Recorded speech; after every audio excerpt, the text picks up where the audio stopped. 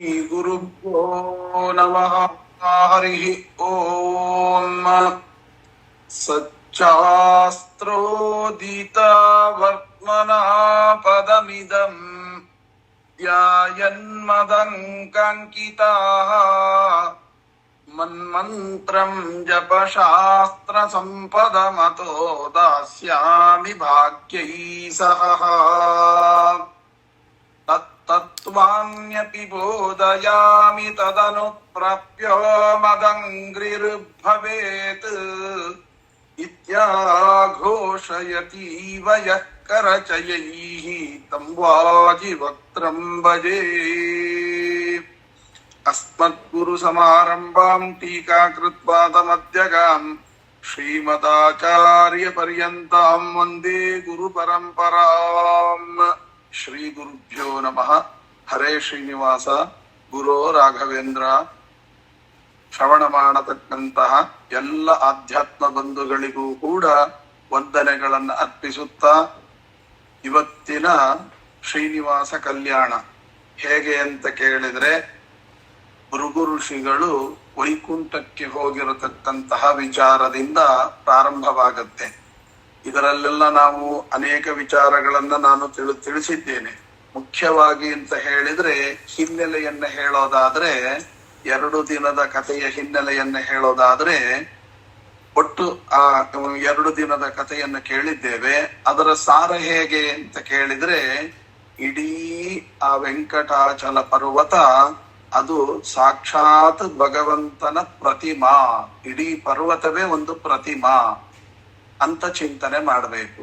ಚಿಂತನೆ ಮಾಡಿದಾಗ ಅದಕ್ಕೆ 4 ಯುಗಗಳಲ್ಲಿ 4 ಹೆಸರಿನ ಚಿಂತನೆಯನ್ನ ಹೇಳಿದ್ರು. ಅದರಲ್ಲಿಯೂ ಕೂಡ ವೃಷಭಾಚಲ, ಅಂಜನಾಚಲ ಮತ್ತು ಶೇಷಾಚಲ, ವೆಂಕಟಾಚಲ ಅಂತ 4 ಹೇಳಿದ್ರು. ಇದರ ಅನುಸಂಧಾನವನ್ನ ಹೇಗ್ ಮಾಡ್ಕೋಬೇಕು ಅಂತ ಹೇಳಿದ್ರೆ, ಒಟ್ಟು ತಾತ್ಪರ್ಯವನ್ನ ಹೇಳ್ತೇನೆ. ಏನು ಅಂತಂದ್ರೆ, ಆ 4 ಪರ್ವತಗಳ ಹೆಸರುಗಳೇ ಭಗವಂತನ 4 ಆಯುಧಗಳು ಅಂತ ಚಿಂತನೆ ಮಾಡ್ಬೇಕಂತೆ.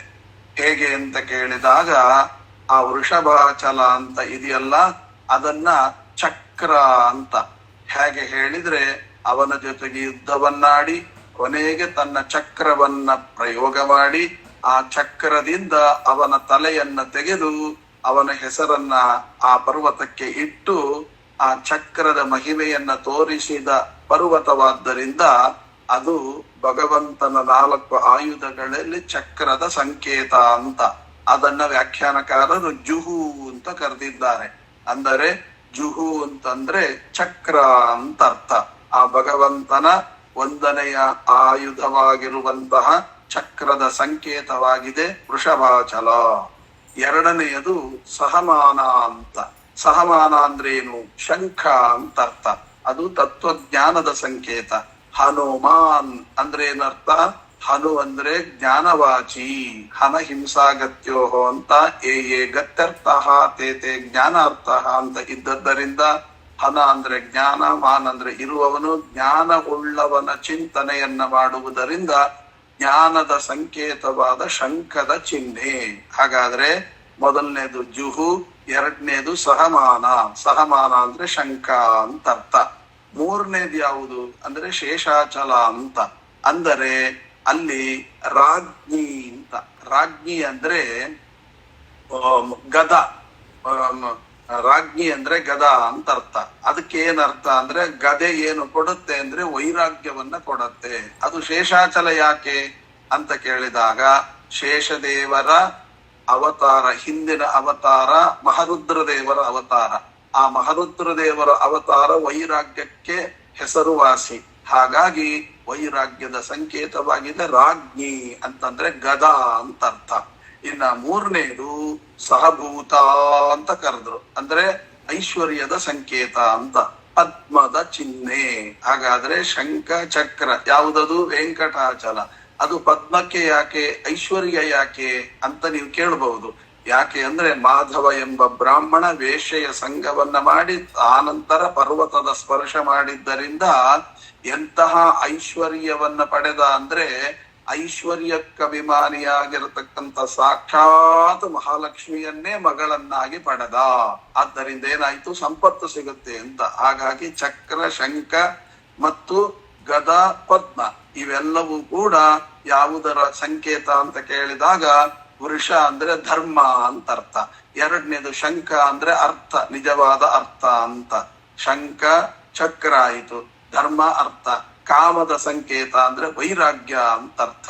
ಯಾಕೆ ಅಂದ್ರೆ 4 ಧರ್ಮ ಅರ್ಥ ಕಾಮ ಮೋಕ್ಷಗಳಲ್ಲಿ ಕಾಮವೇ ಶ್ರೇಷ್ಠ ಎಂದು ಹೇಳಿದವರು ವಾಯುದೇವರು ಮಾತ್ರ. ಹಾಗಾಗಿ ಆ ವಾಯುದೇವರಿಂದ ಅಭಿಮನ್ಯಮಾನವಾಗಿರ್ತಕ್ಕಂಥ ಗದೆ ಅಂತ ಅರ್ಥ. ಸಹಭೂತ ಅಂತಂದ್ರೆ ಐಶ್ವರ್ಯ ಅಂತ ಅರ್ಥ, ಅದು ಪದ್ಮ ಅಂತ ಅರ್ಥ.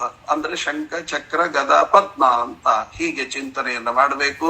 ಪದ್ಮಾವತಿಯನ್ನೇ ಪಡೆದದ್ದರಿಂದ ಪದ್ಮದ ಸಂಕೇತವಾಗಿ ಐಶ್ವರ್ಯದ ಚಿಹ್ನೆ. ಹೀಗೆ 4 ಆಯುಧಗಳಿಂದ ಕೂಡಿದ ಹೆಸರುಗಳನ್ನ ಚಿಂತನೆ ಮಾಡಿದ್ರೆ ಆಯುಧಗಳನ್ನ ಧರಿಸಿರತಕ್ಕಂತ ಶ್ರೀನಿವಾಸನ ಚಿಂತನೆ ನಮಗೆ ಪ್ರತಿನಿತ್ಯ ಅನುಸಂಧಾನ ಮಾಡ್ಲಿಕ್ಕೆ ಅತ್ಯಂತ ಅವಶ್ಯಕ ಅಂತ ತಿಳಿದುಕೊಂಡು, ಭೃಗು ಋಷಿಗಳ ಕಥೆ ಎಲ್ಲಿಂದ ಪ್ರಾರಂಭ ಆಗತ್ತೆ ಅಂತಂದ್ರೆ, ಒಂದು ಸಲ ಈ ಗೋಮಂತ ಎಂಬತಕ್ಕಂತಹ ಪರ್ವತ, ಆ ಗೋಮಂತ ಎಂಬತಕ್ಕಂತಹ ಪರ್ವತದಲ್ಲಿ ಇರ್ತಕ್ಕಂಥ ಋಷಿಗಳೆಲ್ಲರೂ ಕೂಡ, ನಿಮಗೆ ಇದಕ್ಕೆಲ್ಲ ಕಾರಣ ಏನು ಅಂತ ಕೇಳಿದ್ರೆ, ಮಾಮೂಲಾಗಿ ನಾವು ಕತೆ ಕೇಳ್ತೇವೆ, ಭೃಗು ಋಷಿಗಳನ್ನ ಹೋಗಿ ನಾರದರು ಕೇಳಿದ್ರು ಅಂತ. ಕೋಭುಂಕ್ತೆ ಯಜ್ಞ ಸುಫಲಂ, ಈ ಯಜ್ಞವನ್ನ ಮಾಡ್ತಾ ಇದ್ದೀರಿ, ಇದರ ಫಲವನ್ನ ಯಾರು ಉಣ್ತಾರೆ ಅಂತ. ಆಗ ಅವರೆಲ್ಲರೂ ಕೂಡ ಭೃಗು ಋಷಿಗಳನ್ನ ಮುಂದೆ ಮಾಡಿದ್ರು. ಆ ಭೃಗು ಋಷಿಗಳು ಕೇಳ್ತಾ ಕೇಳ್ತಾ ಕೇಳ್ತಾ ಮತ್ತೆ ಕೈಲಾಸಕ್ಕೆ ಬಂದಿದ್ದಾರೆ. ಅಲ್ಲಿ ಮಹಾರುದ್ರ ದೇವರು ಸರಿಯಾಗಿ ಉತ್ತರ ಕೊಡ್ಲಿಲ್ಲ ಅಂತ ಅವರಿಗೆ ಶಾಪವನ್ನ ಕೊಟ್ಟಿದ್ದಾರೆ. ಆಮೇಲೆ ಬ್ರಹ್ಮದೇವರ ಹತ್ರ ಬಂದಿದ್ದಾರೆ. ಆ ಬ್ರಹ್ಮದೇವರು ಕೂಡ ಸರಿಯಾಗಿ ಮಾತನಾಡಿಸಲಿಲ್ಲ ಅಂತ ಹೇಳಿ ಅವರಿಗೂ ಶಾಪವನ್ನ ಕೊಟ್ರು, ನಿಮಗೆ ಭೂಲೋಕದಲ್ಲಿ ಪೂಜೆಯೇ ಇಲ್ಲದೆ ಹೋಗ್ಲಿ ಅಂತ. ರುದ್ರದೇವರಿಗೆ ಶಾಪ ಕೊಟ್ರು ಭೃಗು ಋಷಿಗಳು, ನಿಮ್ಮ ಲಿಂಗಕ್ಕೆ ಪೂಜೆಯಾಗಲಿ ಅಂತ. ಕೊನೆಗೆ ಭಗವಂತನ ಹತ್ರ ಹೋದ್ರೆ ಆ ಭಗವಂತ ಅವಲ್ಲಿಯೋ ಕೂಡ ಆ ಲಕ್ಷ್ಮಿಯಿಂದ ಆಲಂಕಿತನಾಗಿದ್ದ ಅಂತ ತಿಳಿದುಕೊಂಡು ಸಿಟ್ಟು ಬಂದು ಭೃಗು ಋಷಿಗಳು ಪರಮಾತ್ಮನ ಹೃದಯಕ್ಕೆ ಪಾದತಾಡನ ಅನ್ನುವಂತಹದ್ದನ್ನ ಮಾಡಿದ್ದಾರೆ. ಆಗ ಭಗವಂತ ತಾನೆದ್ದು ಬಂದು ಅವರ ಕಾಲನ್ನ ತೊಳೆದು ನೀರನ್ನೆಲ್ಲ ವೈಕುಂಠಕ್ಕೆ ಪ್ರೋಕ್ಷಣೆ ಮಾಡಿದಾಗ, ಆಗ ಅವರು ಹೇಳ್ತಾರೆ, ಹರಿ ಸರ್ವೋತ್ತಮ ಸಾಕ್ಷಾತ್ ರಮಾ ತದನಂತರಂ ಅಂತ ಹೇಳಿ ಅವರು ಹರಿ ಸರ್ವೋತ್ತಮತ್ವವನ್ನು ಜಗತ್ತಿಗೆ ತಂದು ಈ ನಾರದರಿಗೆ ಹೇಳಿದ್ರು, ಇಲ್ಲ ಸ್ವಾಮಿ ಭಗವಂತನೇ ಸರ್ವೋತ್ತಮ ಅಂತ. ಇದು ಕತೆ ನಾವು ಕೇಳಿದ್ದು. ಆದರೆ ಇಲ್ಲಿ ನಮಗೊಂದು ಪ್ರಶ್ನೆ ಬರುತ್ತೆ, ಏನು, ನಾರದರು ಯಾಕೆ ಭೃಗು ಋಷಿಗಳನ್ನೇ ಆರಿಸಿಕೊಂಡ್ರು? ಇಷ್ಟು ಹರಿಸರ್ವೋತ್ತಮತ್ವ ಜ್ಞಾನ ಎಲ್ರಿಗೂ ಗೊತ್ತಲ್ವಾ? ಸಾಮಾನ್ಯವಾಗಿರ್ತಕ್ಕಂಥ ಪ್ರಾರಂಭವೇ ನಮಗೆ ಪಾಠ ಹೇಳ್ಕೊಡೋದೆ ಹರಿಸರ್ವೋತ್ತಮ ವಾಯುಜೀವಿತಮ ಅಂತ. ಅಂದ ಮೇಲೆ ನಾರದರು ಗಳನ್ನ ಕೋಭಂತೆ ಯಜ್ಞ ಸುಫಲಂ ಅಂತ ಹೇಗೆ ಸಮನ್ವಯ ಮಾಡಬೇಕು? ಅರ್ಥ ಆಗೋದಿಲ್ಲಲ್ಲ ಹಾಗೆ ಅಂತ ಕೇಳಿದಾಗ, ಆಗ ಇಲ್ಲಿ ಒಂದು ಪ್ರಶ್ನೆ ಬರುತ್ತೆ, ಆ ರೀತಿಯಾಗಿ ಅರ್ಥ ಅಲ್ಲ, ಅದಕ್ಕೆ ಹೀಗೆ ಅರ್ಥ ಮಾಡಬೇಕು ಅಂತ. ಇದು ಎಲ್ಲಿದೆ ಅಂತಂದ್ರೆ ಸಾಂಬ ಎಂಬತಕ್ಕಂತ ಒಂದು ಪುರಾಣ. ಆ ಪುರಾಣದೊಳಗೆ ಇದರ ಹಿನ್ನೆಲೆಯನ್ನೆಲ್ಲ ಹೇಳ್ತಾರೆ. ಆ ಹಿನ್ನೆಲೆಯನ್ನೆಲ್ಲ ನೀವು ತಿಳಿದುಕೊಂಡಾಗ ಇದರ ಸರಿಯಾದ ಅರ್ಥ ನಮಗೆ ಉದಯವಾಗುತ್ತೆ. ಏನಂತ ಅರ್ಥ ಅಂತ ನೋಡಿದಾಗ, ಇಲ್ಲಿ ಮುಖ್ಯವಾಗಿ ಒಬ್ಬ ಕೊಲ್ಲಾಸುರ ಅಂತ ಒಬ್ಬ ದೈತ್ಯ. ಇದು ಸಾಂಬ ಪುರಾಣದಲ್ಲಿ ಬರುತ್ತೆ. ಸಾಂಬ ಪುರಾಣ ಅಂದ್ರೆ ಸ್ಕಂದ ಪುರಾಣದೊಳಗಿನ ಒಂದು ಭಾಗ. ಆ ಭಾಗದಲ್ಲಿ ಬರುವಂತ ಕತೆ, ಹಿಂದೆ ದೇವತೆಗಳಿಗೂ ದೈತ್ಯರಿಗೂ ಸಂಗ್ರಾಮವಾಯಿತು. ಆ ದೇವತೆಗಳಿಗೂ ದೈತ್ಯರಿಗೂ ಸಂಗ್ರಾಮವಾದಾಗ ಏನಾಯಿತು ಅಂತಂದ್ರೆ, ಆ ಸಂಗ್ರಾಮದಿಂದ ದೇವತೆಗಳು ಎಲ್ಲ ದಾನವರನ್ನ ಕೊಂದು ಹಾಕಿದ್ರು. ಅದರಲ್ಲಿ ಒಬ್ಬ ಕೊಲ್ಲಾಸುರ ಅಂತ ಒಬ್ಬ ಅಸುರ. ಅವನೇನು ಮಾಡಿದ, ಇನ್ನು ನಮಗೆ ಉಳಿಗಾಲ ಇಲ್ಲ, ಇವರ ಜೊತೆಗೆ ನಾವು ಹೋರಾಡಿದ್ರೆ ನಮಗೆ ನಿಜವಾಗಿ ಉಳಿಗಾಲ ಇಲ್ಲ ಅಂತ ತಿಳಿದುಕೊಂಡು ಅವ್ರು ಏನ್ ಮಾಡಿದ್ರು, ಅಲ್ಲಿಂದ ಓಡಿ ಹೋದ್ರು. ಓಡಿ ಹೋಗಿ ಎಲ್ಲಿಗೆ ಹೋಗ್ಬೇಕು? ಎಲ್ಲಿ ಹೋದ್ರೂ ಕೂಡ ದೇವತೆಗಳು ನಮ್ಮನ್ನ ಬಿಡೋದಿಲ್ಲ. ಅದಕ್ಕೆ ಏನ್ ಮಾಡ್ಬೇಕು ಅಂತ ಯೋಚನೆ ಮಾಡಿದ್ರು. ಯೋಚನೆ ಮಾಡಿದಾಗ ಈ ಗೋಮಂತ ಪರ್ವತಕ್ಕೆ ಬಂದು ಸೇರಿಕೊಂಡ್ರು.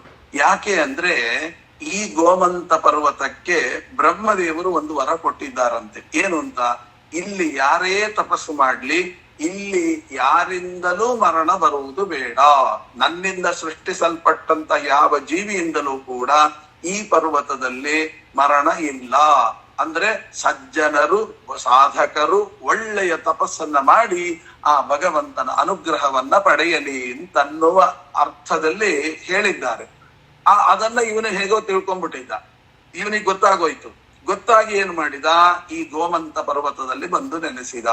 ಈ ಗೋಮಂತ ಪರ್ವತದಲ್ಲಿ ಯಾವಾಗ ಬಂದು ನೆಲೆಸಿದ ಆವಾಗ ಒಂದು ಪ್ರಸಂಗ ನಡೆಯಿತು. ಏನು, ಅವನು ಯಾರು ಮಾತನಾಡ್ತಿರ್ಲಿಲ್ಲ. ಇವನಿಗೆ ದೇವತೆಗಳ ದಾನವರ ಸಂಗ್ರಾಮನು ನಿಂತು ಹೋಯಿತು. ಆಗ ಇವನೇನ್ ಮಾಡಿದ, ತನ್ನ ಕೀಟ್ಲೆಗಳನ್ನ ಶುರು ಮಾಡಿದ. ಹೋಗೋದು, ಅವರನ್ನ ಹಾಳು ಮಾಡೋದು, ಯಜ್ಞವನ್ನ ನಾಶ ಮಾಡೋದು, ಅವರ ಕೈಕಾಲು ಮುರಿಯೋದು, ಋಷಿ ಮನಿಗಳದು ಜಟೆಗಳನ್ನು ಕಿತ್ತಿ ಹಾಕೋದು, ಹೀಗೆಲ್ಲ ತನ್ನ ವ್ಯಾಪಾರ, ಹಳೆ ವ್ಯಾಪಾರ ಏನ್ ಹೇಳ್ತಾರಲ್ಲ, ಹುಟ್ಟು ಗುಣ ಸುಟ್ರು ಬಿಡುದು ಅಂತ. ನೋಡಿ, ಅಷ್ಟು ಪೆಟ್ಟು ಬಿದ್ರು ಕೂಡ ತನಗೆ ಬುದ್ಧಿ ಬರ್ಲಿಲ್ಲ, ಮತ್ತೆ ಹಿಂಸೆ ಕೊಟ್ರು. ಅವರೆಲ್ಲರಿಗೂ ಗೊತ್ತು ಏನು ಅಂದ್ರೆ, ಇಲ್ಲಿ ಯಾರಿಂದಲೂ ಕೂಡ ಮರಣ ಬರೋದಿಲ್ಲ. ನಾವು ಸುಟ್ಟು ಭಸ್ಮ ಮಾಡೋಣ ಅಂದ್ರೆ ನಮ್ಮ ತಪಸ್ಸಾಮರ್ಥ್ಯ ಏನು ಸಾಕಾಗೋದಿಲ್ಲ. ಯಾಕೆ, ಬ್ರಹ್ಮದೇವರು ವರ ಕೊಟ್ಟು ಬಿಟ್ಟಿದ್ದಾರೆ. ಹಾಗಾಗಿ ಬ್ರಹ್ಮನಿಂದ ಸೃಷ್ಟಿಸಲ್ಪಟ್ಟಂತ ಬ್ರಹ್ಮ ಮೊದಲು ಮಾಡಿಕೊಂಡು ಯಾರಿಂದಲೂ ಕೂಡ ಇಲ್ಲಿ ಮರಣ ಬರುವುದಿಲ್ಲ ಅಂತ ಆ ವಿಷಯ ಅವನಿಗೂ ಗೊತ್ತು. ಅದಕ್ಕೋಸ್ಕರ ಬಂದಿದ್ದ. ಬಂದಾಗ ಏನ್ ಮಾಡಿದ್ರು, ಆ ಋಷಿ ಮುನಿಗಳೆಲ್ಲ ಅಲ್ಲಿಗೆ ಒಬ್ಬರು ಗೌತಮರು ಮತ್ತು ಅಗಸ್ತ್ಯರ ಆಗಮನವಾಗುತ್ತೆ ಆ ಗೋಮಂತ ಪರ್ವತಕ್ಕೆ. ಅದು ಗೋಮಂತ ಪರ್ವತ ಅಂದ್ರೆ ಈಗಿನ ಗೋವಾ ಅಂತ ಅರ್ಥ. ಆ ಪ್ರಾಂತ್ಯಕ್ಕೆ ಅವರು ಬಂದಾಗ ಅಲ್ಲಿ ಏನಾಗಿದೆ ಅಂತಂದ್ರೆ, ಅವ್ರು ಕೇಳಿದ್ದಾರೆ ಏನು ಅಂತ, ಸ್ವಾಮಿ ನಮಗೆ ಈ ರಾಕ್ಷಸನಿಂದ, ಈ ಕೊಲ್ಲಾಸುರನಿಂದ ನಮಗೆ ತುಂಬಾ ಉಪಟಳವಾಗಿ ಬಿಟ್ಟಿದೆ. ಆದ್ದರಿಂದ ನಮಗೆ ಏನಾದ್ರೂ ಮಾಡಿ ಪರಮಾನುಗ್ರಹವನ್ನ ಮಾಡ್ರಿ, ಇವನಿಂದ ನಮಗೆ ರಕ್ಷಣೆಯನ್ನು ಕೊಡಿ ಅಂತ. ಆಗ ಅವರು ಬೇಡ್ಕೊಳ್ತಾರೆ, ಯೋಚನೆ ಮಾಡಬೇಡಿ, ವ್ಯವಸ್ಥೆ ಮಾಡ್ತೇನೆ. ಇದಕ್ಕೆ ಸರಿಯಾದ ವ್ಯಕ್ತಿಗಳು ಯಾರು ಅಂದ್ರೆ ನಾರದರು ಅಂತ. ಆ ನಾರದರಿಗೆ ಹೇಳ್ತಾರೆ, ಸ್ವಾಮಿ ಹೀಗೆ ಕೊಲ್ಲಾಸುರನ ಸಂಹಾರವಾಗ್ಬೇಕಾಗಿದೆ, ಅದು ನಿಮ್ಮಿಂದ ಮಾತ್ರ ಸಾಧ್ಯ ಅಂತ ನಾರದರು. ಸರಿ, ನಾರದರು ಏನ್ ಮಾಡಿದ್ರು, ಭೃಗು ಋಷಿಗಳ ಹತ್ರ ಬಂದ್ರು. ಏನಿದ್ರ ಅರ್ಥ, ಭೃಗು ಋಷಿಗಳ ಹತ್ರ ಬಂದ್ರು. ಕೋ ಭುಂಕ್ತೆ ಯಜ್ಞ ಸುಫಲಂ, ಈ ಯಜ್ಞದ ಫಲವನ್ನ ಯಾರು ಉಣ್ತಾರೆ ಅಂತ ಪ್ರಶ್ನೆ ಅಲ್ವಾ. ಇಲ್ಲಿ ಪ್ರಶ್ನೆ, ಯಜ್ಞದ ಫಲವನ್ನ ಯಾರೇ ಯಜ್ಞ ಮಾಡಿದ್ರು ಕೂಡ ಕೊನೆಗೆ ಭಾರತೀ ರಮಣ ಮುಖ್ಯ ಪ್ರಾಣಾಂತರ್ಗತ ಹರಣೇಪತಿ ಶ್ರೀ ಪರಶುರಾಮ ಅನ್ನೋದು ಎಲ್ರಿಗೂ ಗೊತ್ತಿರತಕ್ಕಂಥದ್ದು. ಅಂದ್ರೆ ಇವತ್ತಿನ ಭಾಷೆಯಲ್ಲಿ ಹೇಳ್ಬೇಕಾದ್ರೆ ಬೇಸಿಕ್ ನಾಲೆಜ್. ಮತ್ತೆ ಇಷ್ಟೂ ಗೊತ್ತಿಲ್ಲದೆ ಯಾರಾದ್ರೂ ಸಾಧನೆ ಮಾಡ್ತಾರ? ಗೊತ್ತಿದ್ದೇ ಇರುತ್ತೆ. ಮತ್ತೆ ಯಾಕೆ ಹೀಗೆ ಹೇಳಿದ್ರು ಅಂತ ಅದರ ಅಭಿಪ್ರಾಯ ಆ ಸಾಂಬ ಪುರಾಣದಲ್ಲಿ ಬರುವಂತೆ ಹಾಗ ಅಭಿಪ್ರಾಯ ಅಲ್ಲ. ಅಂದ್ರೆ ಏನು, ಕೋಭಂತೆ ಯಜ್ಞ ಸುಫಲಂ ಅಂದ್ರೆ ಈಗ ಒಂದು ದೊಡ್ಡ ಯಜ್ಞ ನಿಮ್ಮ ಮುಂದೆ ಇಡುವಲ್ಲಿದ್ದೀನಿ. ಯಾವ ಯಜ್ಞ? ಕೊಲ್ಲಾಸುರ ಎಂಬತಕ್ಕಂತ ಅಸುರನನ್ನ ಸಂಹಾರ ಮಾಡಿ ಅಲ್ಲಿ ತಪಸ್ಸು ಮಾಡತಕ್ಕಂತ ಎಲ್ಲ ಋಷಿವರಿಯರಿಗೂ ಕೂಡ ಒಳ್ಳೆಯದನ್ನುಂಟು ಮಾಡುವಂತ ಒಂದು ದೊಡ್ಡ ಯಜ್ಞ. ಇದರ ಫಲವನ್ನು ಯಾರು ಉಣ್ತೀರಿ ಅಂದ್ರೆ ಯಾರ ಮುಖಾಂತರ ಇದಕ್ಕೊಂದು ಪರಿಹಾರ ಸಿಗುತ್ತೆ ಅಂತ ಅಭಿಪ್ರಾಯ. ಆಗ ಋಷಿಗಳು ನಾವಲ್ಲ ನಾವಲ್ಲ ನಾವಲ್ಲ, ನಮ್ಮಿಂದ ಎಲ್ಲ ಆಗುತ್ತೆ, ಯಾಕೆಂದ್ರೆ ಬ್ರಹ್ಮದೇವರ ವರ ಇದೆ, ಹಾಗಾದ್ರೆ ಏನ್ ಮಾಡ್ಬೇಕು, ಹಾಗಾದ್ರೆ ನಮ್ಮಿಂದ ಆಗೋದಿಲ್ಲ ಅಂತ. ಆಗ ನಾರದರು ಭೃಗು ಋಷಿಗಳನ್ನ ಆರಿಸಿದ್ರು. ಯಾಕೆ ಭೃಗು ಋಷಿಗಳನ್ನ ಆರಿಸಿದ್ರು? ಯಾಕೆ ಅಂದ್ರೆ ಬ್ರಾಹ್ಮಣರ ರಕ್ಷಣೆ ಆಗಬೇಕಾದ್ರೆ ಬ್ರಾಹ್ಮಣೋತ್ತಮರಿಂದಲೇನೆ ಸಾಧ್ಯ. ಆವಾಗ ಅದಕ್ಕೆ ಬ್ರಾಹ್ಮಣೋತ್ತಮರಾಗಿರತಕ್ಕಂತಹ ಭೃಗು ಋಷಿಗಳನ್ನ ಆರಿಸಿದ್ರು. ನೀವು ಕೇಳಬಹುದು ಭೃಗು ಋಷಿಗಳು ಯಾಕೆ ಅಂತ. ಹೇಗೆ ಹರಿಯೇ ಸರ್ವೋತ್ತಮನೋ, ಹೇಗೆ ವಾಯುವೇ ಜೀವೋತ್ತಮನೋ, ಹೇಗೆ ಹರನೇ ವೈಷ್ಣವೋತ್ತಮನೋ, ಹಾಗೆ ಭೃಗುಗಳು ವಿಪ್ರೋತ್ತಮರು. ಇಡೀ ವಿಪ್ರ ಕುಲಕ್ಕೆ ಅಗ್ರಗಣ್ಯರು ಯಾರು ಅಂತ ಕೇಳಿದ್ರೆ ನಮ್ಮ ಭೃಗು ಋಷಿಗಳು. ಅವರನ್ನ ಬಿಟ್ಟು ಉತ್ತಮರು ಇಡೀ ವಿಪ್ರ ಕುಲದಲ್ಲೇ ಇಲ್ಲ. ಹಾಗಾಗಿ ಇಡೀ ವಿಪ್ರ ಕುಲಕ್ಕೆ ಮುಕುಟಪ್ರಾಯರಾಗಿರತಕ್ಕಂತಹ ಭೃಗು ಋಷಿಗಳಿಂದ ವಿಪ್ರ ಕುಲದ ರಕ್ಷಣೆ ಆಗಬೇಕು ಅಂತ ನಾರದರು ಯೋಚನೆ ಮಾಡಿ ಅವರ ಹತ್ರ ಹೇಳಿದ್ರು. ಅವರ ಆಯಿತು ಅಂತ ಹೊರಟ್ರೆ ಇಲ್ಲೊಂದು ವ್ಯತ್ಯಾಸ ಏನು, ಅವ್ರಿಗೆ ಗೊತ್ತು ಭೃಗು ಋಷಿಗಳಿಗೆ ಏನು, ಬ್ರಹ್ಮದೇವರು ಮೊದಲು ಮಾಡಿಕೊಂಡು ಯಾರಿಂದಲೂ ಇಲ್ಲಿ ಮರಣ ಇಲ್ಲ ಅಂತ. ಈಗ ಕೊಲ್ಲಾಸುರನ ಸಂಹಾರವಾಗಬೇಕಾಗಿದೆ.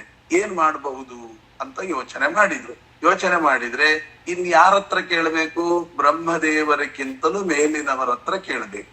ಬ್ರಹ್ಮದೇವರಿಗಿಂತಲೂ ಮೇಲಿನವರ ಹತ್ರ ಕೇಳಬೇಕಾದ್ರೆ ಬ್ರಹ್ಮದೇವರಿಗಿಂತ ಮೇಲಿನವ್ರು ಯಾರು? ಮಹಾಲಕ್ಷ್ಮಿ ತಾಯಿ. ಅವಳನ್ನ ಹೋಗಿ ಕೇಳಬೇಕು. ಅವಳು ಒಂದು ಕಂಡೀಷನ್ ಹಾಕಿದ್ದಾಳೆ. ಏನು ಅಂತ? ನಾನು ಭಗವಂತನ ಸೇವೆಯನ್ನ ಮಾಡುವಾಗ ಯಾರು ಮಧ್ಯದಲ್ಲಿ ತೊಂದರೆ ಕೊಡಬಾರದು, ಕೊಟ್ರ ಶಾಪ ಕೊಡ್ತೇನೆ ಅಂತ. ಸರಿ, ಹಾಗಾದ್ರೆ ಏನ್ ಮಾಡ್ಬೇಕು? ಭಗವಂತನ ಸೇವೆಯನ್ನ ಮಾಡದಿರುವ ಸಮಯದಲ್ಲಿ ಮಾತನಾಡಿಸಿದ್ರೆ ನೀವ್ ಏನ್ ಕೇಳಿದ್ರು ಕೊಡ್ತಾಳೆ. ಆದರೆ ಭಗವಂತನ ಸೇವೆಯನ್ನ ಮಾಡದಿದ್ದ ಸಮಯ ಅಂತ ಒಂದು ಇದ್ರೆ ತಾನೆ. ಭಗವಂತನ ಸೇವೆಯನ್ನ ಮಾಡುವ ಸಮಯ ಅಂತ ಪ್ರತ್ಯೇಕವಾಗಿ ಇಲ್ಲದಿರುವುದರಿಂದ, ಯಾಕೆ ಅಂದ್ರೆ 24 ಗಂಟೆ ಭಗವಂತನ ಸೇವೆ ಮಾಡ್ತಾನೆ ಇರ್ತಾಳೆ. ಕೋಟಿ ಕೋಟಿ ಭೃತ್ಯರಿರಲು ಹಾಟಕಾಂಬರನ ಸೇವೆ. ಮತ್ತೆ ಏನ್ ಮಾಡ್ಬೇಕು? ಈಗ ಹೋಗಿ ಕೇಳಿದ್ರೆ ಶಾಪಕ್ಕೊಳಗಾಗ್ತೇವೆ, ಕೇಳದಿದ್ರೆ ಕೆಲಸ ಆಗೋದಿಲ್ಲ. ಆಗ ಭೃಗು ಋಷಿಗಳು ಎಲ್ಲ ಶಾಸ್ತ್ರವನ್ನ ಪುಟಗಳನ್ನೆಲ್ಲ ತಿರುಗಿ ಹಾಕಿದಾಗ ಅವರಿಗೊಂದು ಒಳ್ಳೆ ತತ್ವ ಸಿಕ್ತು. ಏನು ತತ್ವ ಅಂದರೆ, ಎಂತಹ ಹೆಣ್ಣು ಮಕ್ಕಳಾಗಿದ್ರು ಕೂಡ, ಎಷ್ಟು ಉತ್ತಮರಾಗಿದ್ರು ಕೂಡ ಅವರಲ್ಲಿ ಒಂದು ನ್ಯೂನತೆ ಇರುತ್ತೆ. ನ್ಯೂನತೆ ಅಂದ್ರೆ ಇವತ್ತಿನ ಶಬ್ದದಲ್ಲಿ ಹೇಳಬೇಕಾದ್ರೆ ಒಂದು ವೀಕ್ನೆಸ್ ಇದ್ದೇ ಇರುತ್ತೆ. ಹಾಗಾದ್ರೆ ನಮ್ಮ ಮಹಾಲಕ್ಷ್ಮಿಗೂ ನಮ್ಮ ಮಹಾತಾಯಿಗೂ ಒಂದು ವೀಕ್ನೆಸ್ ಇದೆ. ಏನದು ಅಂದ್ರೆ, ಯಾರೇ ಹೋಗಿ ಮಾತನಾಡಿಸಿದ್ರು ಶಾಪ ಕೊಡ್ಬಹುದೇನೋ, ಆದರೆ ಮಗ ಬಂದು ಮಾತನಾಡಿದ್ರೆ ಮಾತ್ರ ಏನು ಮಾತನಾಡದಿರುವಂತಹ ಒಂದು ನ್ಯೂನತೆ, ಅಂದ್ರೆ ಮಗನ ಮೇಲೆ ಅಷ್ಟು ವ್ಯಾಮೋಹ ಹೀಗಿದೆ. ಈಗೇನ್ ಮಾಡ್ಬೇಕು? ಅಲ್ಲಿ ಹೋಗಿ ಈಗ ಮಗನಿಂದ ಹೇಳಿಸ್ಬೇಕು. ಮಗನಿಂದ ಹೇಗೆ ಹೇಳಿಸ್ಬೇಕು ಅಂತ ಪ್ರಶ್ನೆ. ಆಗ ಅಲ್ಲಿ ಉತ್ತರವನ್ನ ಕೊಡ್ತಾರೆ. ಏನ್ ಮಾಡಿದ್ರು ಅಂದ್ರೆ, ಪ್ರಾರ್ಥನೆ ಮಾಡಿಕೊಂಡ್ರು. ಪ್ರಾರ್ಥನೆ ಮಾಡಿಕೊಂಡಾಗ ಅಲ್ಲಿ ಮಹಾರುದ್ರ ದೇವರ ಹತ್ರ ಬಂದ್ರು ಅಂತ ಕತೆ ಕೇಳ್ತೇವೆ. ಮಹಾರುದ್ರ ದೇವರ ಹತ್ರ ಬಂದಾಗ ಅವ್ರು ಏನ್ ಮಾಡಿದ್ರು? ಮಹಾರುದ್ರ ದೇವರು ಅಂದ್ರೆ ಆ ಪಾರ್ವತಿಯ ಜೊತೆಗೆ ಇದ್ದದ್ದರಿಂದ ಶಾಪವನ್ನ ಕೊಟ್ರು. ಪಾರ್ವತಿಯ ಜೊತೆಗಿದ್ದದ್ದು ಅಂತಂದ್ರೆ ಸಾಮಾನ್ಯ ಲೌಕಿಕ ರೀತಿಯಲ್ಲಿ ವಿಚಾರ ಮಾಡೋದಲ್ಲ. ಪಾರ್ವತಿಯ ಜೊತೆಗೆ ಇರಬೇಕಾದದ್ದು ರುದ್ರದೇವರ ಧರ್ಮ. ಯಾಕೆ? ವಾಗರ್ತ ವಿಭಸಂಪ್ರತ್ತವು ವಾಗರ್ತ ಪ್ರತಿಪತ್ತಯೇ ಅಂದ್ರೇನು? ವಾಕ್ ಅರ್ಥ ಅಂತ ಇದೆ. ವಾಕ್ ಅರ್ಥ ಅಂದ್ರೆ ಏನರ್ಥ ಅಂದ್ರೆ, ವಾಕ್ ಅಂದ್ರೆ ಪಾರ್ವತಿ, ಅರ್ಥ ಅಂದ್ರೆ ರುದ್ರದೇವರು. ಮಾತನ್ನ ಬಿಟ್ಟು ಅರ್ಥ ಇರೋದಿಲ್ಲ, ಅರ್ಥವನ್ನ ಬಿಟ್ಟು ಮಾತಿರೋದಿಲ್ಲ. ಹಾಗಾದ್ರೆ ಈ ಮಾತು ಅರ್ಥ ಎರಡು ಒಟ್ಟಿಗೆ ಇರ್ಬೇಕಲ್ವಾ? ಅದನ್ನ ನೋಡಿದ್ದಾರೆ. ಯಾವ ಯಾವ ಶಬ್ದಗಳಿಗೆ ಯಾವ ಯಾವ ಅರ್ಥ ಎಂಬುದನ್ನ ನೋಡಿದ್ರು ಅಂತ ಅಭಿಪ್ರಾಯ ಹೊರತು ಕಾಮುಕ ದೃಷ್ಟಿಯಿಂದ ಹೀಗೆಲ್ಲ ಅಪಾರ್ಥಗಳನ್ನ ಮಾಡಬಾರ್ದು.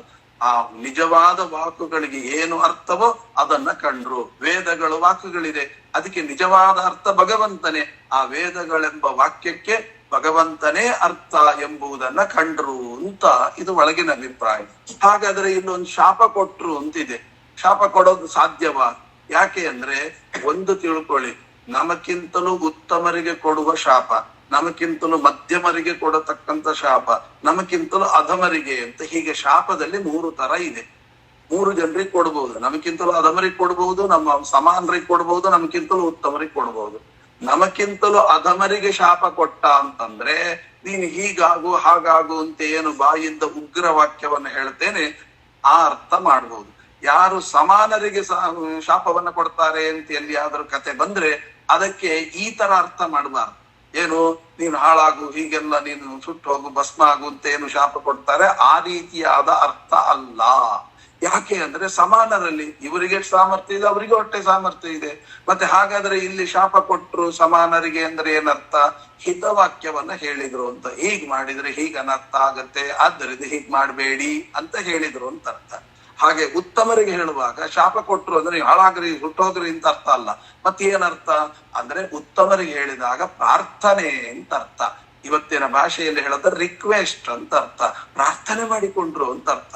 ಹಾಗಾದ್ರೆ ಇಲ್ಲಿ ಯಾರು ಯಾರಿಗೆ ಶಾಪ ಕೊಟ್ರು ಅಂತ ಹೇಳ್ತಾರೆ? ಭೃಗು ಋಷಿಗಳು ರುದ್ರದೇವರಿಗೆ ಶಾಪ ಕೊಟ್ರು. ಹಾಗಾದ್ರೆ ಇಲ್ಲಿ ಶಾಪ ಅನ್ನುವ ಶಬ್ದಕ್ಕೆ ಏನರ್ಥ ಮಾಡ್ಬೇಕು? ಪ್ರಾರ್ಥನೆ ಅಂತ ಅರ್ಥ ಮಾಡ್ಬೇಕು. ಹಾಗಾದ್ರೆ ಏನಂತ ಪ್ರಾರ್ಥನೆ ಮಾಡಿಕೊಂಡ್ರು ಅಂತಂದ್ರೆ, ಸ್ವಾಮಿ ಜಗತ್ತಿನಲ್ಲಿ ಶಾಸ್ತ್ರಗಳು ಹೇಳ್ತಾ ಇದೆ ಏನು ಅಂತಂದ್ರೆ ರುದ್ರದೇವರ ಪೂಜೆಯನ್ನು ಮಾಡಿಬಿಟ್ರೆ ಅವರು ಶೀಘ್ರ ಫಲವನ್ನ ಕೊಡ್ತಾರೆ ಅಂತ ಹೇಳ್ತಾರೆ.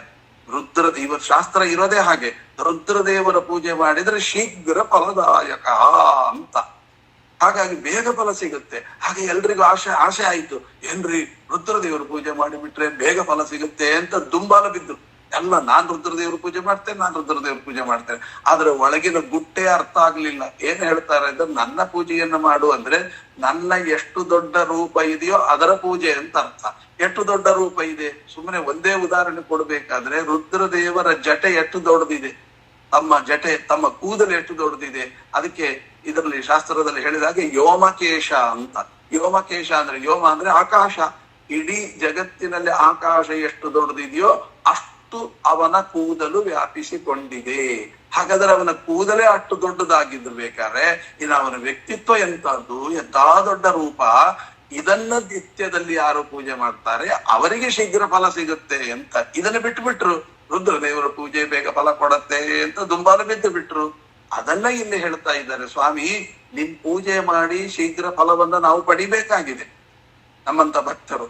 ಆದ್ರೆ ನೀವೀಗ ಅನುಗ್ರಹ ಮಾಡ್ಬೇಕು. ಏನಂತ, ನಿನ್ ಪೂಜೆ ಮಾಡಿದ್ರೆ ಅಂತ ಹೇಳಿದ್ರಿ. ನಿನ್ ಪೂಜೆ ಎಷ್ಟು ಕಷ್ಟ ಇದೆ ಗೊತ್ತು ನನಗೆ. ಆದ್ದರಿಂದ ನಾನೊಂದು ಉಪಾಯವನ್ನ ಕಂಡು ಹಿಡಿದಿದ್ದೀನಿ, ಅದನ್ನ ಆಶೀರ್ವಾದ ಮಾಡ್ರಿ ಅಂತ. ಯಾವುದದು ಉಪಾಯ? ಆಗ ಹೇಳ್ತಾರೆ, ನಿಮ್ಮ ಲಿಂಗಕ್ಕೆ ಪೂಜೆಯಾಗ್ಲಿ. ತ್ವಯಾ ಲಿಂಗೇನ ಪೂಜಿತ ಅಂದ್ರೆ ಲಿಂಗದ ದ್ವಾರ ನೀವು ಪೂಜೆಯನ್ನು ಸ್ವೀಕಾರ ಮಾಡಿ. ಜನ ಏನ್ ತಿಳ್ಕೊಂಡ್ಬಿಟ್ರು, ಲಿಂಗ ಅಂತಂದ್ರೆ ಒಂದು ಕಲ್ಲನ್ನ ಹೀಗೆ ಕೆತ್ತಿ ಬಿಟ್ರೆ ಲಿಂಗ ಅಂತ ತಿಳ್ಕೊಂಡ್ಬಿಟ್ರು. ಲಿಂಗ ಅಂದ್ರೆ ಅದಲ್ಲ. ಅದಕ್ಕೆ ಒಂದು ಅರ್ಥ ಹೌದು, ಲಿಂಗ ಅನ್ನುವ ಶಬ್ದಕ್ಕೆ ಹಾಗೆ ಅರ್ಥ ಇರಬಹುದು. ಆದರೆ ಎಲ್ಲಾ ಕಡೆನೂ ಎಲ್ಲಾ ಅರ್ಥವನ್ನ ತಗೊಳ್ಲಿಕ್ಕೆ ಬರೋದಿಲ್ಲ. ಪ್ರಾಸಂಗಾನುಕೂಲ್ಯ ಅಂತ ಇದೆ, ಪ್ರಸಂಗಕ್ಕೆ ಅನುಗುಣವಾಗಿ ಅರ್ಥ ಮಾಡ್ತಾರೆ. ಆ ಅರ್ಥ ಬಂತು ಅಂತ ಎಲ್ಲಾ ಕಡೆ ತಿರುಗಿಬಿಟ್ರು, ಜನ ಎಲ್ಲಾ ಕಡೆ ಟರ್ನ್ ಆದ್ರು. ಆದ್ರೆ ಸಜ್ಜನರ ಬಗ್ಗೆ, ಎಲ್ಲ ಬ್ರಾಹ್ಮಣರ ಬಗ್ಗೆ ಅನುಗ್ರಹ ಮಾಡ್ಲಿಕ್ಕಾಗಿ ಹೋಗಿರ್ತಕ್ಕಂಥ ಭೃಗು ಋಷಿಗಳು ಕೇಳ್ಕೊಂಡು, ಸ್ವಾಮಿ ನಿನ್ನ ಲಿಂಗಕ್ಕೆ ಪೂಜೆ. ಲಿಂಗ ಅಂದ್ರೆ ಏನ್ ಗೊತ್ತಾ, ಲೀನಂ ಅರ್ಥಾನ ಗಮಯತಿ ಲಿಂಗಂ ಅಂತ. ಎಂತ ಅದ್ಭುತವಾದ ವ್ಯಾಖ್ಯಾನಗಳು ನೋಡಿ. ಅಂದರೆ ಲೀನವಾದ ಅರ್ಥ ಅಂದರೆ ಸಂಪತ್ತನ್ನ, ಲೀನ ಅಂದ್ರೆ ಬಚ್ಚಿಡೋದು, ಸಂಪತ್ತನ್ನ ಬಚ್ಚಿಟ್ಟುಕೊಂಡು ನಿಧಿಯನ್ನ ಬಚ್ಚಿಟ್ಟುಕೊಳ್ಳುವಂತಹದ್ದು ಯಾವುದೋ ಅದು ಲಿಂಗ ಅಂದ್ರು. ಸಂಪತ್ತನ್ನ ಬಚ್ಚಿಟ್ಟುಕೊಳ್ಳೋದು ಅಂದ್ರೆ ನಿಧಿಯನ್ನು ಕಾಪಾಡೋದು ಯಾವುದು, ಹಾವು. ಆದ್ರೆ ಲಿಂಗ ಅಂದ್ರೆ ಹಾವು ಅಂತ ಅರ್ಥ ಆಯ್ತಾ. ಹಾವಿನಲ್ಲಿ ಉತ್ತಮ ಯಾವುದು, ಶೇಷದೇವರು. ಸ್ವಾಮಿ ನೀವೇ ಮುಂದೆ ಶೇಷ ಪದವಿಗೆ ಬರೋದರಿಂದ ನಾವು ನಿಮ್ಮ ಲಿಂಗಕ್ಕೆ, ಅರ್ಥಾತ್ ನೀವು ಯಾವ ಪದವಿಗೆ ಬರ್ತೀರೋ ಅಂದ್ರೆ ಯಾವುದದು, ಸಂಪತ್ತನ್ನ ಬಚ್ಚಿಟ್ಟುಕೊಳ್ಳಿ. ಲೀನಂ ಅರ್ಥಾನ ಗಮಯ. ಆದ್ದರಿಂದ ಅಂತಹ ಸಂಪತ್ತನ್ನ ಬಚ್ಚಿಟ್ಟುಕೊಳ್ಳುವಂತಹ ಯಾವುದಿದೆಯೋ ಅದು ಶೇಷ. ಅಂದರೆ ನಿಮ್ಮ ಲಿಂಗಕ್ಕೆ ಪೂಜೆಯಾಗಲಿ ಅಂದ್ರೆ ಶೇಷ ದೇವರ ಪೂಜೆ ಮಾಡಿಬಿಟ್ರೆ ರುದ್ರದೇವರ ಪೂಜೆ ಮಾಡಿದ ಫಲ ನಮಗೆ ಪ್ರಾಪ್ತಿ ಆಗಲಿ. ಈಗ ಟೆಕ್ನಿಕ್ ಏನು, ರುದ್ರದೇವರ ಪೂಜೆ ಮಾಡಿದ್ರೆ ಬೇಗ ಫಲ ಕೊಡ್ತಾರೆ, ಅದು ನಮ್ಗೆ ಬರ್ಬೇಕು. ಆದ್ರೆ ನಿಮ್ಮ ಪೂಜೆ ಮಾಡ್ಲಿಕ್ಕೆ ಆಗೋದಿಲ್ಲ. ಅದಕ್ಕೆ ಏನ್ ಮಾಡ್ತೀವಿ, ಶೇಷ ದೇವರ ಪೂಜೆ ಸುಲಭ. ಆದ್ದರಿಂದ ಶೇಷ ದೇವರ ಪೂಜೆಯನ್ನ ಮಾಡೋದರಿಂದ ರುದ್ರದೇವರ ಅಂದ್ರೆ ಶೇಷ ದೇವರ ಪೂಜೆಯನ್ನು ಮಾಡಬೇಕು, ಗರುಡ ಪೂಜೆಯನ್ನು ಮಾಡ್ಬೇಕು. ನಮ್ಮ ಪದ್ಯಮಾಲದಲ್ಲಿ ಟೀಕಾಕೃತ್ಪಾದರು ಹೇಳಿದಂತೆ ಪರಮಾತ್ಮ, ಲಕ್ಷ್ಮಿ, ವಾಯು, ಅದಾದ ಮೇಲೆ ಗರುಡ, ಶೇಷ, ಇಷ್ಟಕ್ಕೆ ಮುಗಿಯಿತು. ರುದ್ರದೇವರ ಪೂಜೆ ಅಂತ ಪ್ರತ್ಯೇಕ ಇಲ್ಲ ಅಂತ ಹೇಳಿ ಟೀಕಾಕೃತ್ಪಾದರು ಪದ್ಯಮಾಲಾ ಗ್ರಂಥದೊಳಗೆ ಸ್ಪಷ್ಟವಾಗಿ ಉಲ್ಲೇಖ ಮಾಡಿದ್ದಾರೆ. ಅದನ್ನೇ ಇಲ್ಲಿ ತಂದುಕೋಬೇಕು. ಶೇಷ ದೇವರ ಪೂಜೆ ಆಗಿಬಿಟ್ರೆ ಆ ಶೇಷ ದೇವರ ಪೂಜೆಯ ಒಳಗೇನೆ ರುದ್ರದೇವರ ಪೂಜೆ ಮಾಡಿದ ಫಲವನ್ನ ನಮಗೆ ದಯಪಾಲಿಸಿರಿ ಅಂತ ಪ್ರಾರ್ಥನೆ ಮಾಡಿಕೊಂಡ್ರು ಭೃಗು ಋಷಿಗಳು. ಅದಕ್ಕೆ ಮಹಾರುದ್ರದೇವರು ತಥಾಸ್ತು ಅಂತ ವರ ಕೊಟ್ರು. ವೈಷ್ಣವೋತ್ತಮರಾದ ರುದ್ರದೇವರ ಪೂಜೆಯನ್ನ ಶೇಷದೇವರ ಪೂಜೆಯ ಮುಖಾಂತರ ಅರ್ಪಣೆ ಮಾಡಬಹುದೆಂಬತಕ್ಕಂಥ ಒಂದು ದೊಡ್ಡ ಪದ್ಧತಿಯನ್ನ ಜಗತ್ತಿಗೆ ನೀಡಿದ ಮಹಾನುಭಾವರು ಭೃಗು ಋಷಿಗಳು ಅಂತ ಇದನ್ನ ಅಭಿಪ್ರಾಯ. ಇನ್ನು ಬ್ರಹ್ಮದೇವರ ಪೂಜೆ ಅಂದ್ರಲ್ಲ ಅಂದ್ರೆ ಬ್ರಹ್ಮದೇವರು ಯಾವುದಕ್ಕೆ ಅಭಿಮಾನಿ, ವೇದಾಭಿಮಾನಿಗಳು. ಆದ್ದರಿಂದ ನಿಮ್ಮ ಪ್ರತಿಮೆಗೆ ಪೂಜೆ ಬೇಡ ಅಂತ ಅಲ್ಲೂ ಪ್ರಾರ್ಥನೆ ಮಾಡ್ಕೊಂಡ್ರು. ಏನು, ನಿಮ್ಮ ವೇದಗಳನ್ನ ನಾವು ಪಾರಾಯಣ ಮಾಡೋದರಿಂದ ಆ ವೇದಗಳ ಪಾರಾಯಣವೇ ನಿಮ್ಮ ಪೂಜೆಯಾಗಲಿ ಅಂತ ವರವನ್ನ ಕೇಳ್ಕೊಳ್ತಾರೆ. ಹಾಗಾಗಿ ಅವರಿಗೆ ಅದ್ಭುತವಾಗಿರತಕ್ಕಂಥ ವರವನ್ನ ಅವರಿಗೆ ಕೊಟ್ಟಿದ್ದಾರೆ ಅಂತ. ಹೀಗೆ ಸರಿ, ಇದೇನೋ ಬ್ರಹ್ಮದೇವರ ಮಾತೇನೇನೋ ಹೊಂದಿಸಿದ್ರಿ, ರುದ್ರದೇವರ ಮಾತನ್ನೇನೋ ಹೊಂದಿಸಿದ್ರಿ, ಆದ್ರೆ ಇಲ್ಲಿ ಇನ್ನೊಂದು ಮಾತು ಇದೆಯಲ್ಲ, ಯಾವುದದು ಅಂತ ಕೇಳಿದಾಗ ಪರಮಾತ್ಮನ ಹೃದಯಕ್ಕೆ ಪಾದತಾಡನ ಮಾಡಿದ್ದು ಉಚಿತವೇ ಅಂತ ಪ್ರಶ್ನೆ. ಹಾಗಾದ್ರೆ ಉಚಿತವೇ ಯಾಕೆ ಅಂತಂದ್ರೆ ಅದ್ಭುತವಾದ ಮಾತು ನೋಡಿ. ನಾನು ಆಗಲೇ ಒಂದು ಮಾತನ್ನೇ ಹೇಳಿದ್ದೆ, ಏನು, ಯಾವುದೇ ಹೆಣ್ಣು ಮಕ್ಕಳಿಗೂ ಕೂಡ ಒಂದು ವೀಕ್ನೆಸ್ ಇರುತ್ತೆ, ಹಾಗೆ ಮಹಾತಾಯಿಗೂ ಕೂಡ ಮಗನ ವೀಕ್ನೆಸ್ ಇದೆ. ಅಂದ್ರೆ ಮಗ ಬಂದು ಯಾವ ಸಂದರ್ಭದಲ್ಲಿ ಮಾತಾಡಿದ್ರು ಕೂಡ ಮರು ಮಾತನಾಡದೆ ಉತ್ತರ ಕೊಡುತ್ತಾಳೆ. ಈಗ ಏನ್ ಮಾಡ್ಬೇಕು ನಾನು? ಭೃಗು ಋಷಿಗಳು ಯೋಚನೆ ಮಾಡಿದ್ರು, ನಾ ಹೋಗಿ ಮಾತನಾಡಿ ಪ್ರಾರ್ಥನೆ ಮಾಡ್ಕೊಂಡು ಶಾಪಕ್ಕೊಳಗಾಗೋದಕ್ಕಿಂತ ಮಗನ ಮುಖಾಂತರ ಹೇಳಿಸಿದರೆ ಇದು ಒಳ್ಳೆ ಉಪಾಯ ಅಂತ ಅದಕ್ಕೆ ನೋಡಿ, ಬೇರೆ ಯಾರನ್ನೂ ಆರಿಸದೆ ಭೃಗು ಋಷಿಗಳನ್ನ ಆರಿಸಿದ್ರು. ಈ ಯೋಚನೆ ಅವರಿಗೆ ಬಂತು. ಹಾಗಾದ್ರೆ ಈಗ ಪ್ರಶ್ನೆ ಬಂತು, ಈಗ ವಾಯುದೇವರ ಮುಖಾಂತರ ಮಹಾತಾಯಿಗೆ ಹೇಳಿಸ್ಬೇಕು. ಇಲ್ಲಿಗೆ ಕತೆ ಬಂತು. ಈಗ ತಿಳಿದುಕೊಳ್ಳಿ, ಅದನ್ನ ವ್ಯಾಖ್ಯಾನಕಾರ ಹೇಳ್ತಾರೆ, ಪಾದ ಪ್ರಹಾರ ದೋಷೇಣ ತಂ ಭೃಗುಂ ವ್ಯಾಧತಾಂ ಗತಃ. ಆ ಪಾದ ತಾಡನ ಮಾಡಿದ್ರು ಅಂತ ನಾವು ಕತೆ ಕೇಳ್ತೇವೆ. ಪಾದ ತಾಡನ ಮಾಡಿದ್ರು ಅಂದ್ರೆ ಏನರ್ಥ ಅಂತಂದ್ರೆ ಅದಕ್ಕೆ ಹೇಳ್ತಾರೆ, ವಿಪ್ರಸ್ತು ಪಾದತೋ ಮೇದ್ಯ ಗಾವ ಮೇದ್ಯಾಸ್ತು ಪೃಷ್ಠತಃ. ಎಷ್ಟು ಅದ್ಭುತವಾದ ಮಾತು ನೋಡಿ. ಇಲ್ಲಿ ಹೇಳುವಂತ ಬ್ರಹ್ಮಾಂಡ ಪುರಾಣದಲ್ಲಿ ಹೇಳುವಂತ ಮಾತಿದು ಏನು ಅಂದ್ರೆ, ವಾಯುದೇವರ ವಿಶೇಷ ಸನ್ನಿಧಾನ ಎಲ್ಲೆಲ್ಲಿ ಇರುತ್ತೆ ಅಂತ ಪ್ರಶ್ನೆ. ವಾಯುದೇವರ ವಿಶೇಷ ಸನ್ನಿಧಾನ ಎಲ್ಲೆಲ್ಲಿ ಇರುತ್ತೆ, ಇದರ ಬಗ್ಗೆ ಭಾಗವತ ದಶಮ ಸ್ಕಂದದಲ್ಲಿ ವ್ಯಾಖ್ಯಾನ ಮಾಡುವಾಗ ಕೃಷ್ಣ ಅಗಸನನ್ನ ಕೊಂದು ಅವನ ಕೈಯಲ್ಲಿರುವ ಬಟ್ಟೆಯನ್ನು ಹಾಕಿಕೊಂಡ. ಅಗಸ ಮುಟ್ಟಿದ್ರೇನೆ ಮೈಲಿಗೆ, ಅವನು ತಂದ ಬಟ್ಟೆಯನ್ನು ಕೃಷ್ಣ ಹೇಗೆ ಹಾಕಿಕೊಂಡ ಅಂತ ಪ್ರಶ್ನೆ.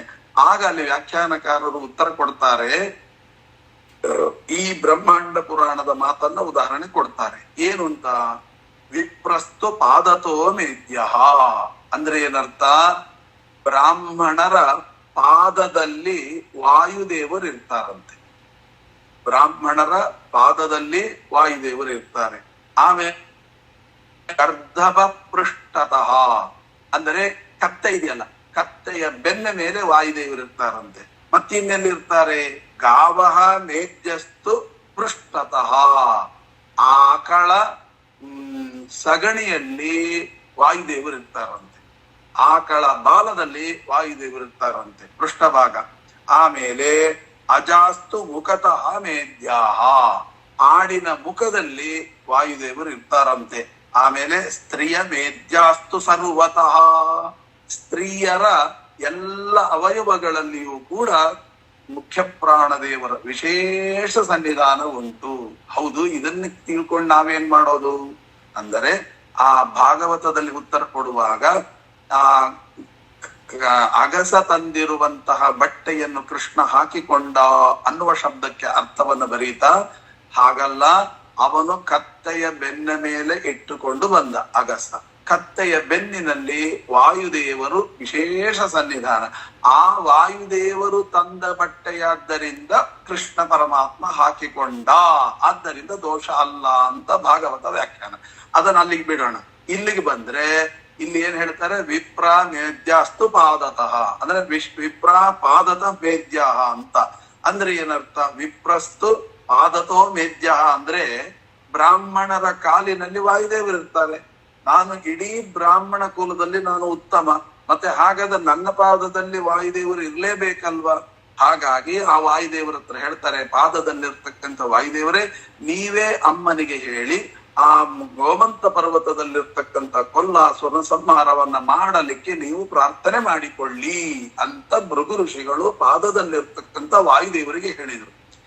ಆಗ ಏನ್ ಮಾಡಿದ್ರು, ಆ ಲಕ್ಷ್ಮಿ ಹೇಳ್ಬೇಕು. ಲಕ್ಷ್ಮಿ ಎಲ್ಲಿದ್ದಾಳೆ ಅಂದರೆ ಮತ್ತೊಂದು ಶಾಸ್ತ್ರ ಹೇಳತ್ತೆ, ಪರಮಾತ್ಮನ ವಕ್ಷಸ್ಥಲ ಅಂತಂದ್ರೆ ಅದು ಲಕ್ಷ್ಮಿಯ ನಿತ್ಯ ಸನ್ನಿಧಾನ.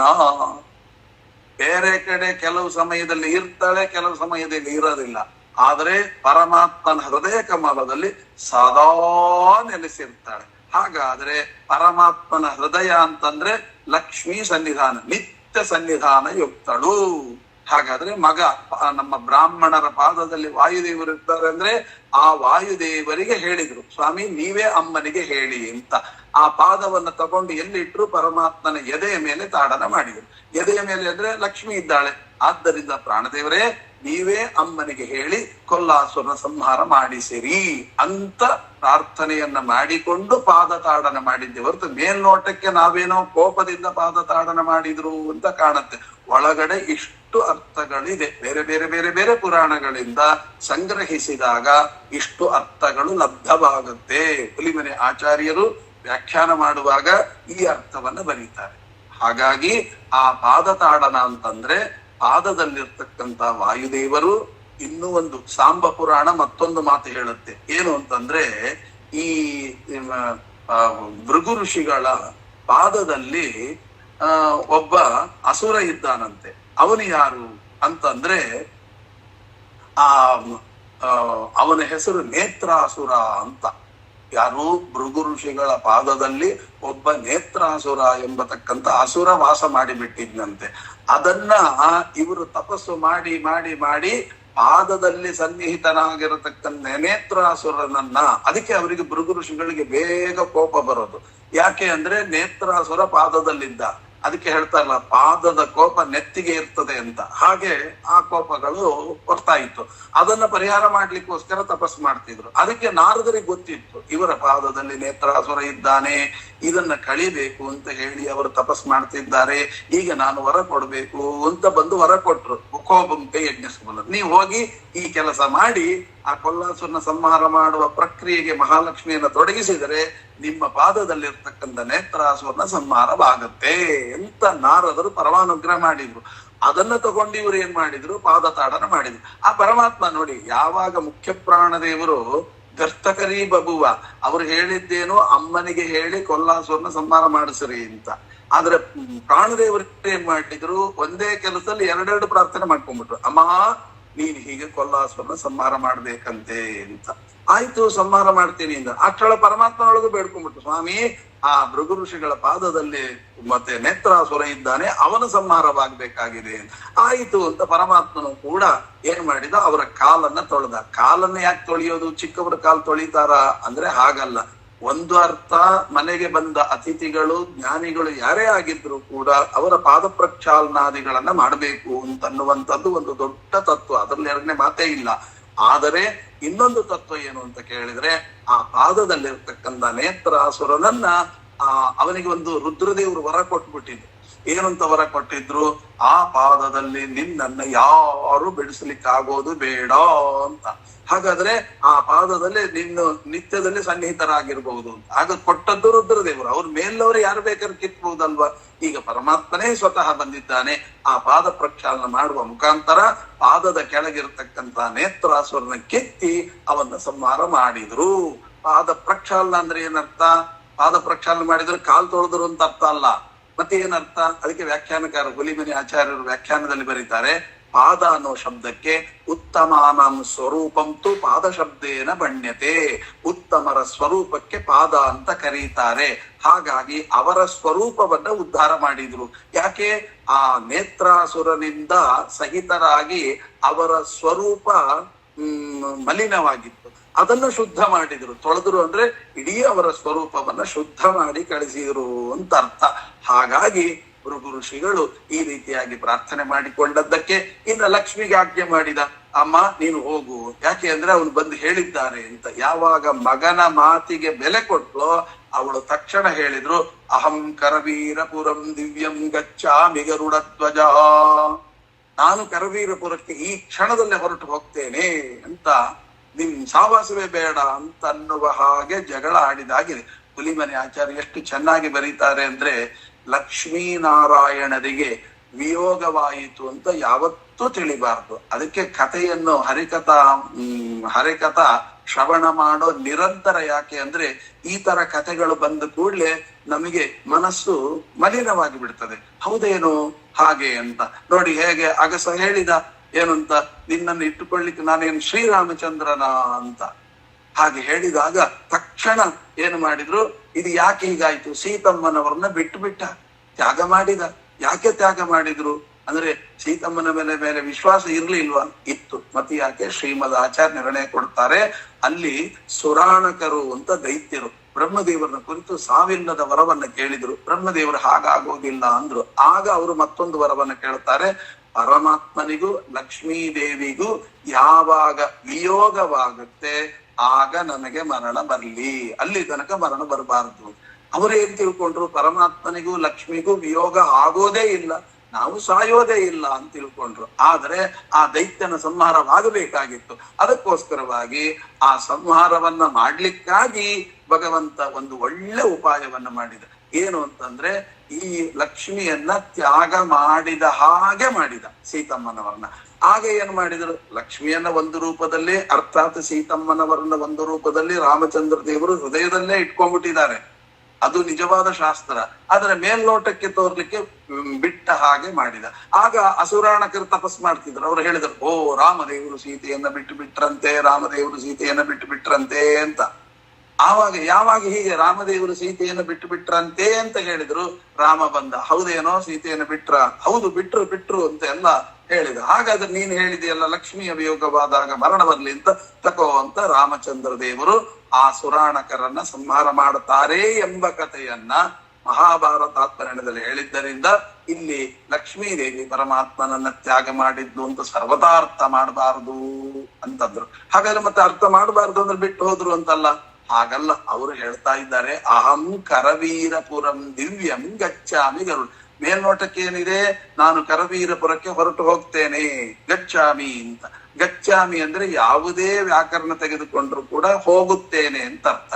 ಆದ್ರೆ ಹಾಗಲ್ಲ, ಅದನ್ನ ಪದಚ್ಛೇದ ಮಾಡ್ತಾರೆ ಹುಲಿಮನಿ ಆಚಾರ್ಯ. ಗಚ್ಚಾಮಿ ಅಂತ ಇದೆಯಲ್ಲ, ಗಚ್ಚ ಅಮಿ ಅಂತ ಅರ್ಥ. ಅಮಿ ಅಂದ್ರೆ ಭೂಮಿ ಅಂತ ಅರ್ಥ. ಭೂಮಿಯನ್ನು ಕುರಿತು ಗಚ್ಚ ಹೋಗು ಹೇ ಸ್ವಾಮಿ. ಆ ಕೊಲ್ಲಾಸುರನಿಂದ ಎಷ್ಟು ಋಷಿಗಳ ತಪಸ್ಸು ಹಾಳಾಗ್ತಾ ಇದೆ, ನೀವು ಭೂಮಿಯನ್ನು ಕುರಿತು ಹೋಗ್ರಿ, ಬನ್ರಿ ನೀವು ಅಂದ್ರೆ. ನಾನು ಅಹಂ ಕರವೀರಪುರಂ, ನಾನು ಕರವೀರಪುರಕ್ಕೆ ಹೋಗ್ತೇನೆ, ನೀವು ಬನ್ನಿ. ಯಾಕೆ ಅಂದ್ರೆ ನಾವಿಬ್ಬರು ಸೇರಿ ಅವ್ರನ್ನ ಉದ್ಧಾರ ಮಾಡ್ಬೇಕಾಗಿದೆ, ಕೊಲ್ಲಾಸುರನ ಸಂಹಾರ ಮಾಡ್ಬೇಕಾಗಿದೆ, ಆದ್ದರಿಂದ ನಾನು ಹೋಗ್ತೇನೆ ಅಂತ ಹೇಳಿ. ಹಂಗಾರೆ ಕಲಹಂ ಕೃತ್ವ ಅಂತಿದೆಯಲ್ಲ ಅಂದ್ರೆ ಹುಲಿಮನೆ ಆಚಾರ್ಯ ಹೇಳ್ತಾರೆ, ಕಲಹ ಅನ್ನೋ ಶಬ್ದಕ್ಕೆ ಎರಡು ಅರ್ಥ. ಅಲ್ಲಿ ಪ್ರೇಮಣ ಕಲಹ ಅಂತ, ಅದು ಉಂಡು ಮಲಗುವ ತನಕ ಅಂತ ಅರ್ಥ. ಅದು ಪ್ರೀತಿಯ ಜಗಳ. ಪ್ರೀತಿಯ ಜಗಳವನ್ನ ನಿಜವಾದ ಜಗಳ ಅಂತ ನಾವು ಭ್ರಮಿಸಬಾರದು ಅಂತ ಹುಲಿಮನೆ ಆಚಾರ್ಯರ ವ್ಯಾಖ್ಯಾನದಲ್ಲಿ ಸ್ಪಷ್ಟವಾಗಿದೆ. ಜಗಳ ಆಡಿದಂತೆ ತೋರಿ ವೈಕುಂಠವನ್ನ ತೆಕ್ತುವ ವೈಕುಂಠ ಉತ್ತಮಂ ಅಂತ ಹೇಳಿ ಅವಳು ಕರವೀರಪುರಕ್ಕೆ ಬಂದಿದ್ದಾಳೆ. ಬಂದು ಆ ಕರವೀರಪುರ ಅನ್ನುವ ಶಬ್ದಕ್ಕೆ ಕರ ಅಂತಂದ್ರೆ ಕರ್ಮ ಅಂತ ಅರ್ಥ. ಕರ ಅಂತಂದ್ರೆ ಕರ್ಮ ಅಂತ ಅನ್ನುವ ಶಬ್ದಕ್ಕೆ ಅಂಟದಿರುವ ಕರ್ಮಕ್ಕೆ ಕರ ಅಂತ. ಅಂದ್ರೆ ಭಗವಂತನೇ ನನ್ನೊಳಗಿದ್ದುಕೊಂಡು ಮಾಡಿಸ್ತಾನೆ ಎಂಬ ಅನುಸಂಧಾನದಿಂದ ಮಾಡುವಂತ ಕರ್ಮಗಳು ಅಂತ ಅರ್ಥ. ಅವರ ಪುರ ಅಂದ್ರೆ ಶರೀರ, ಆ ಪುರದೊಳಗೆ ನಾನು ನೆಲೆಸ್ತೇನೆ, ನೀವು ಬನ್ನಿ ಅಂತ ಲಕ್ಷ್ಮೀನಾರಾಯಣರ ಸಂವಾದವನ್ನ ಅಪಾರ್ಥ ಮಾಡ್ಕೊಳ್ಬಾರ್ದು. ಹೀಗೆ ಕೊಲ್ಲಾಸುರನ ಸಂಹಾರವೆಂಬತಕ್ಕಂಥ ಯಜ್ಞದಲ್ಲಿ ಯಾರು ಫಲವನ್ನ ಉಣುತ್ತಾರೆ ಅನ್ನುವಂತ ಪ್ರಶ್ನೆಯನ್ನು ನಾರದರು ಮಾಡಿದ್ರು. ಆ ನಾರದರ ಮಾತಿಗೆ ಭೃಗು ಋಷಿಗಳು ಉತ್ತರವನ್ನು ಕೊಟ್ಟು, ಹೀಗೆ ಇಡೀ ವಿಪ್ರ ಕುಲಕ್ಕೇನೆ ದೊಡ್ಡ ಅನುಗ್ರಹವನ್ನ ಮಾಡಿದಂತ ಮಹಾನುಭಾವರು ಭೃಗು ಋಷಿಗಳು ಅಂತ. ಹೀಗೆ ಆ ರುದ್ರದೇವರಿಗೆ ಕೊಟ್ಟ ಶಾಪ, ಬ್ರಹ್ಮದೇವರಿಗೆ ಕೊಟ್ಟ ಶಾಪ, ಇವೆಲ್ಲ ಒಳಗಿನ ಮರ್ಮ ಏನು? ಅಲ್ಲಿ ನೇತ್ರಾಸುರನ ಸಂಹಾರ ಮತ್ತು ಕೊಲ್ಲಾಸುರನ ಸಂಹಾರದಂತ ದೊಡ್ಡ ಕಾರ್ಯವನ್ನ ಮಾಡುವಾಗ ಹಾಗಾದ್ರೆ ಇದನ್ನೆಲ್ಲ ಡೈರೆಕ್ಟ್ ಆಗಿ ಹೇಳಬಹುದಾಗಿತ್ತಲ್ಲ, ಯಾಕೆ ಸೀದಾ ಹೇಳಲಿಲ್ಲ? ಎಲ್ಲ ಉಲ್ಟಾ ಪಲ್ಟಾ ಹೇಳಿ ಅದಕ್ಕೆಲ್ಲ ನೀವು ಅರ್ಥ ಮಾಡಿ ಹೀಗೆಲ್ಲ ಯಾಕೆ ಮಾಡ್ಬೇಕು ಅಂತಂದ್ರೆ, ಸಮಾಧಿ ದರ್ಶನ ಗುಹ್ಯಮೇವಚ. ಇವೆಲ್ಲ ಭಾಷೆಗಳು ಸಂಸ್ಕೃತದಲ್ಲಿ ಶ್ರೀಮದ್ ಆಚಾರ್ಯೇ ಹೇಳ್ಕೊಟ್ಟಿದ್ದು. ಅಂದ್ರೆ ಈ ಭಾಷೆಗಳಿಂದ ಹೇಳಿದ್ರೆ ಮಾತ್ರ ಅದು ಪುರಾಣ ಅಂತ ಅರ್ಥದೆ. ಇದ್ದದನ್ನ ಇದ್ದಾಗ ಹೇಳಿಬಿಟ್ರೆ ಎಲ್ರಿಗೂ ಅರ್ಥ ಆಗೋಗುತ್ತೆ. ಹಾಗಲ್ಲ, ಸಜ್ಜನರಿಗೆ ಮಾತ್ರ ಅರ್ಥ ಆಗಬೇಕು. ಆ ರೀತಿಯಾಗಿ ಭಾಷೆಗಳನ್ನ ಬಳಸಿದ್ದಾರೆ ವೇದವ್ಯಾಸ ದೇವರು. ಹಾಗೆ ಈ ಭವಿಷ್ಯೋತ್ತರ ಪುರಾಣದಲ್ಲಿ ಬಂದಿರತಕ್ಕಂಥ ಕಥೆಗಳು ಹಾಗೆ ಅನ್ವಯಿಸಿಕೊಳ್ಬೇಕು, ಬೇರೆ ಅಪಾರ್ಥಾದಿಗಳನ್ನ ಮಾಡಬಾರದು ಅಂತ. ಹೀಗೆ ಭಗವಂತ ಭೂಲೋಕಕ್ಕೆ ಬಂದ. ಹಾಗಾದ್ರೆ ಭೂಲೋಕಕ್ಕೆ ಬಂದು ಎಲ್ಲಿ ನೆಲೆಸಿದ? ಕಥೆ ಕೇಳ್ತೇವೆ. ವಲ್ಮೀಕಮಾಶ್ರಿತಂ ಅಂತ. ವಿಮಲಂ ಅಂದ್ರೆ ಮಲರಹಿತವಾದ ಶುದ್ಧವಾಗಿರತಕ್ಕಂತಹ ವಲ್ಮೀಕ ಅಂತ. ವಲ್ಮೀಕವನ್ನ ಆಶ್ರಯಿಸಿಕೊಂಡ. ಅಂದ್ರೆ ಇಷ್ಟೆಲ್ಲ ಅರಮನೆ ಇತ್ತು, ಅದೆಲ್ಲ ಬಿಟ್ಟು ವಲ್ಮೀಕವನ್ನ ಯಾಕೆ ಆಶ್ರಯಿಸಿಕೊಂಡ ಅಂತ ಅನ್ನುವಂತ ಪ್ರಶ್ನೆ ಬರುತ್ತೆ. ಅದಕ್ಕೆ ಏನು ಉತ್ತರವನ್ನ ಹೇಳಿದ್ದಾರೆ ನಮ್ಮ ಹುಲಿಮನೆ ಆಚಾರ್ಯರ ವ್ಯಾಖ್ಯಾನದಲ್ಲಿ, ಇದಕ್ಕೆ ಏನು ಅರ್ಥಗಳಿದೆ ಅಂತನ್ನುವುದನ್ನ ಮತ್ತೆ ನಾಳೆ ಸೇರಿದಾಗ ತಿಳಿದುಕೊಳ್ಳೋಣ ಅಂತ ಹೇಳ್ತಾ, ಅಯಂ ಶ್ಲೋಕಾಭಿಪ್ರಾಯ ಅಯಂ ಈ ಇವತ್ತಿನ ಪುರಾಣದ ಕಥೆಯನ್ನ ಅಸ್ಮದ್ ಗುರುವಂತರ್ಗತ ರಾಘವೇಂದ್ರ ಗುರುವಂತರ್ಗತ ಭಾರತೀ ರಮಣ ಮುಖ್ಯ ಪ್ರಾಣಾಂತರ್ಗತ ಸೀತಾಪತೆಯ ಶ್ರೀರಾಮಚಂದ್ರದೇವರಿಂದ ಅಭಿನ್ನನಾಗಿರತಕ್ಕಂಥ ಭೂವೈಕುಂಠಾಧಿಪತಿ ಲಕ್ಷ್ಮೀ ವೆಂಕಟೇಶ್ವರನ ಸನ್ನಿಧಾನದಲ್ಲಿ ಈ ನುಡಿ ಕುಸುಮಗಳನ್ನು ಅರ್ಪಿಸುತ್ತಾ ಶ್ರೀಕೃಷ್ಣಾರ್ಪಣಮಸ್ತು.